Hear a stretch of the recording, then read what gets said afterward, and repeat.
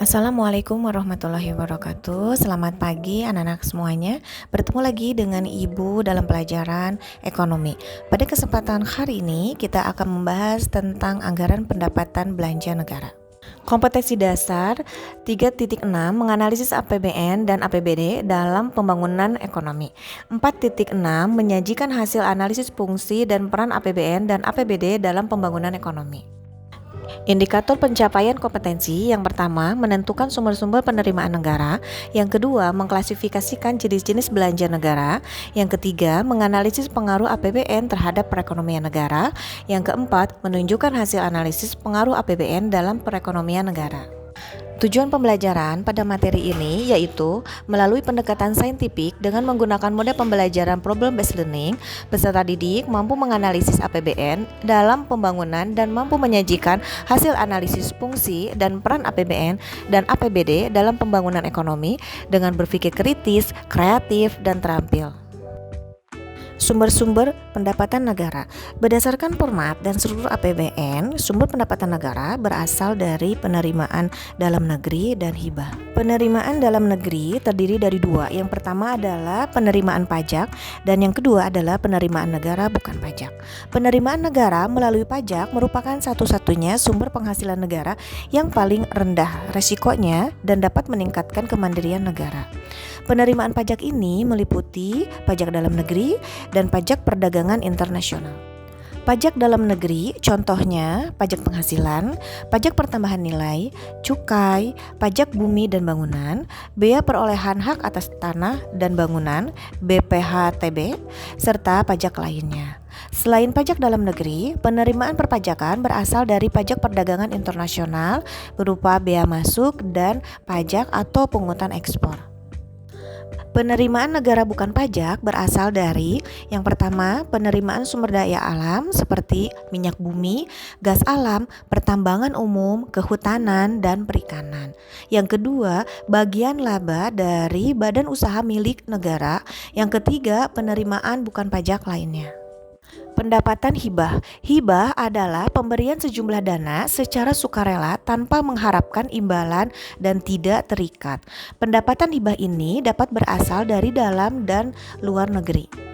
Selanjutnya, jenis-jenis belanja negara.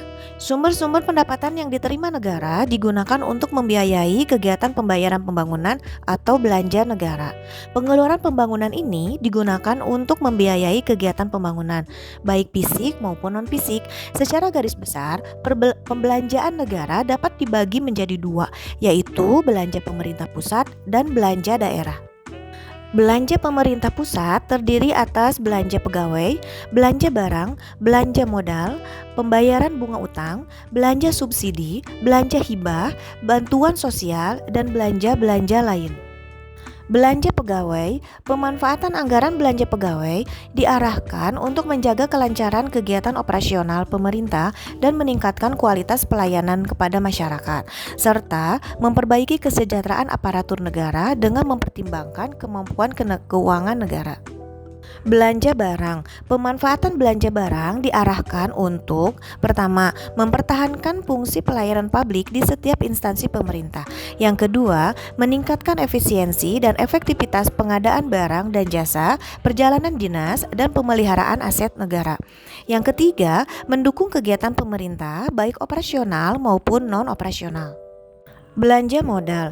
Anggaran belanja modal dipergunakan untuk pembangunan sarana dan prasarana guna mendukung pertumbuhan ekonomi, peningkatan kesejahteraan rakyat, dan pengentasan kemiskinan.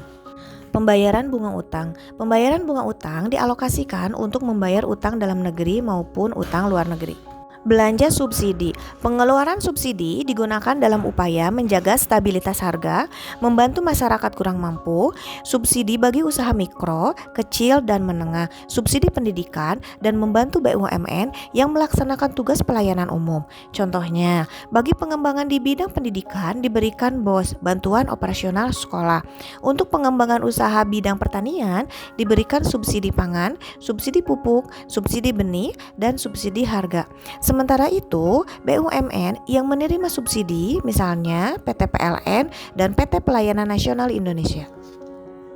Belanja hibah. Hibah merupakan pengeluaran pemerintah dalam bentuk uang atau barang atau jasa kepada pemerintah atau pemerintah lainnya, perusahaan daerah, masyarakat, dan organisasi kemasyarakatan yang secara spesifik telah ditetapkan peruntukannya, bersifat tidak wajib dan tidak mengikat, serta tidak secara terus-menerus. Bantuan sosial. Penyediaan anggaran bantuan sosial antara lain bertujuan untuk menjamin kelangsungan program sekolah gratis dan pelayanan kesehatan gratis. Belanja lain-lain digunakan untuk menampung jenis belanja yang tidak diklasifikasikan ke dalam jenis-jenis belanja tersebut dan cadangan untuk mengantisipasi jika langkah kebijakan yang direncanakan tidak sesuai. Belanja daerah. Dana daerah adalah semua pengeluaran negara yang digunakan untuk membiayai dana perimbangan serta dana otonomi khusus dan penyesuaian. Dana perimbangan adalah semua pengeluaran negara yang dialokasikan kepada daerah untuk membiayai kebutuhan daerah dalam rangka pelaksanaan desentralisasi yang terdiri atas dana bagi hasil, dana alokasi umum, dan dana alokasi khusus. Dana bagi hasil adalah dana perimbangan untuk mengatasi masalah ketimpangan vertikal antara pusat dan daerah, serta antara daerah dengan tetap menjaga netralitas fiskal. Pemberian dana ini dilakukan melalui pembagian hasil penerimaan negara antar pemerintah pusat dan daerah penghasil dari penerimaan perpajakan nasional dan penerimaan sumber dana alam. Dana alokasi umum adalah transfer yang bersifat umum untuk mengatasi masalah ketimpangan horizontal antar daerah dengan tujuan utama pemerataan kemampuan keuangan antar daerah. Dana alokasi khusus adalah transfer yang bersifat khusus untuk memenuhi pembiayaan kebutuhan khusus daerah dan atau kepentingan nasional. Pemberian dana alokasi khusus ini akan dilakukan secara selektif serta bertahap dengan tetap memperhatikan prioritas nasional. Dana otonomi khusus dan dana penyesuaian adalah dana yang dialokasikan untuk membiayai pelaksanaan otonomi khusus suatu daerah. Pembagian dana tersebut ditetapkan sebagai berikut. Pertama, penerimaan negara dari pajak bumi dan bangunan dibagi dengan imbangan 10% untuk pemerintah pusat serta 90% untuk pemerintah daerah. Kedua, penerimaan negara dari bea perolehan hak atas tanah dan bangunan dibagi dengan imbangan 20% untuk pemerintah pusat serta 80% untuk pemerintah daerah. Yang ketiga, untuk penerimaan pajak bumi dan bangunan yang diperoleh pemerintah pusat sebesar 10% dan 20% penerimaan bea perolehan hak atas tanah serta bangunan yang menjadi bagian pemerintah dibagi kepada seluruh kabupaten dan kota. Keempat, penerimaan negara dari sumber alam seperti sektor kehutanan, pertambangan umum, dan sektor perikanan dibagi dengan imbangan 20% untuk pemerintah pusat serta 80% untuk pemerintah daerah. Kelima, penerimaan negara dari sumber daya alam sektor pertambangan minyak dan gas alam yang dihasilkan dari wilayah daerah yang bersangkutan dibagi dengan dasar imbangan sebagai berikut. Yang pertama, penerimaan negara dari pertambangan minyak bumi yang berasal dari daerah setelah dikurangi komponen sesuai dengan ketentuan yang berlaku dibagi dengan imbangan 85% untuk pemerintah pusat dan 15% untuk pemerintah daerah. Penerimaan negara dari pertambangan gas alam yang berasal dari daerah setelah dikurangi komponen pajak sesuai dengan ketentuan yang berlaku dibagi dengan imbangan 70% untuk pemerintah pusat dan 30% untuk pemerintah daerah. Kebijakan anggaran penting untuk melaksanakan tugas rutin pemerintah dan mendorong kegiatan ekonomi masyarakat. Kebijakan anggaran sangat berpengaruh terhadap seluruh kegiatan masyarakat. Kebijakan anggaran yang tercermin dalam APBN merupakan salah satu sarana pemerintah untuk mewujudkan tujuan pembangunan, yaitu kesejahteraan masyarakat.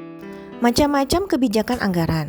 Kebijakan anggaran yang digunakan oleh setiap negara bisa berbeda tergantung kondisi dan tujuan yang akan dicapai, baik dalam jangka pendek maupun jangka panjang. Ada beberapa macam kebijakan anggaran yang sering dipakai di beberapa negara, yaitu sebagai berikut. 1. Anggaran surplus. Pada anggaran surplus, belanja negara lebih kecil dibandingkan dengan penerimaan negara yang tersedia.